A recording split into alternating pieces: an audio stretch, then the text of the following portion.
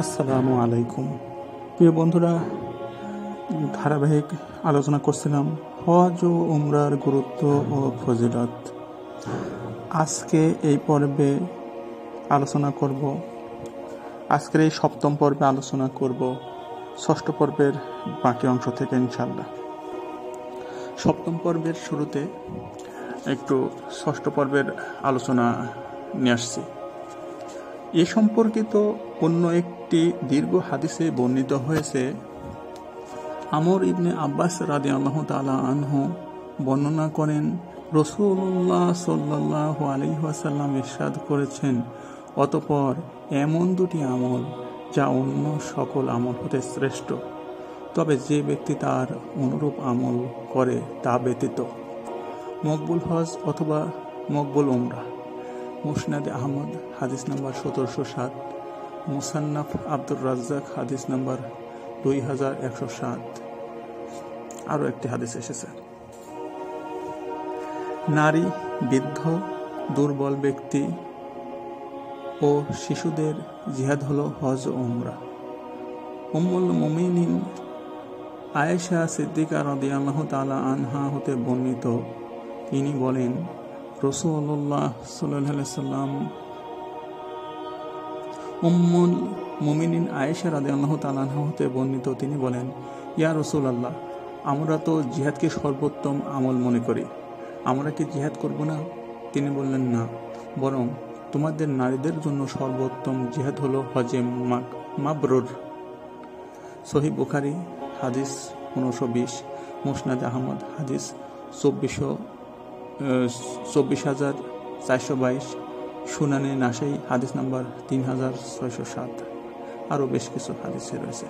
অন্য একটি বর্ণনায় রয়েছে, হযরতে আয়েশা সিদ্দিকা রাদিয়াল্লাহু তাআলা আনহা বলেন, আমি বললাম, ইয়া রাসূলুল্লাহ, আমরা কি আপনাদের সাথে জিহাদ করব না? তিনি বললেন, তোমাদের জন্য সবচেয়ে উত্তম সুন্দর জিহাদ হলো হজে মাবরুর।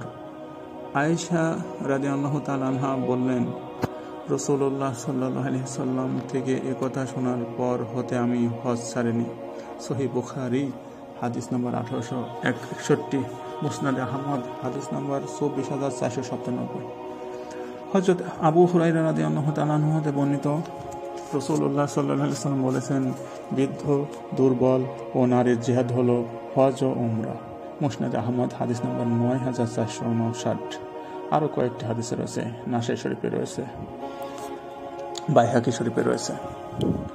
হুসাইন বিন আলী রাদিয়াল্লাহু আনহু হতে বর্ণিত, তিনি বলেন, এক ব্যক্তি নবী করিম সাল্লাল্লাহু আলাইহি সাল্লামের নিকটে এসে বললেন, আমি ভীরু ও দুর্বল, জিহাদে যাওয়ার শক্তি সামর্থ্য নেই। তখন আল্লাহর রাসূল সাল্লাল্লাহু আলাইহি সাল্লাম বললেন, তুমি অস্ত্র শত্রুর সাথে লড়াইবিহীন জিহাদ হজ পালন করতে এসো। মুসান্নাফ আব্দুর রাজ্জাক হাদিস নাম্বার 8809। আরও বেশ কিছু হাদিসে রয়েছে। হজ ও উমরাকারীর দোয়া কবুল হয়। জাবির রাদিয়াল্লাহু আনহু হতে বর্ণনা করেন, রাসূলুল্লাহ সাল্লাল্লাহু আলাইহি ওয়াসাল্লাম ইরশাদ করেছেন, হজ ও উমরাকারীগণ আল্লাহর প্রতিনিধি দল, তারা দোয়া করলে তাদের দোয়া কবুল করা হয় এবং তারা কিছু চাইলে তাদেরকে তা দেওয়া হয়। মুসনাদে বাজ্জার হাদিস 1153, মাজমাউস জাওয়াইদ হাদিস নম্বর 5288। আরও অন্য হাদিসে রয়েছে। ইবনে ওমর রাদিয়াল্লাহু আনহু হতে বর্ণিত, রাসূলুল্লাহ সাল্লাল্লাহু আলাইহি ওয়াসাল্লাম বলেছেন, আল্লাহর রাস্তায় জিহাদকারী গাজী, হজ ও উমরা আদায়কারীগণ আল্লাহর প্রতিনিধি দল, তারা দোয়া করলে দোয়া কবুল করা হয় এবং তারা কিছু চাইলে তাদেরকে তা দেওয়া হয়। সুনানে ইবনে মাজাহ হাদিস নম্বর 2893। হযরত আবু হুরায়রা রাদিয়াল্লাহু তাআলা আনহু বর্ণনা করেন, রাসূলুল্লাহ সাল্লাল্লাহু আলাইহি ওয়াসাল্লাম বলেছেন, তিন প্রকারের লোক আল্লাহ তাআলার প্রতিনিধি, গাজী, হজ ও উমরাকারী। সুনানে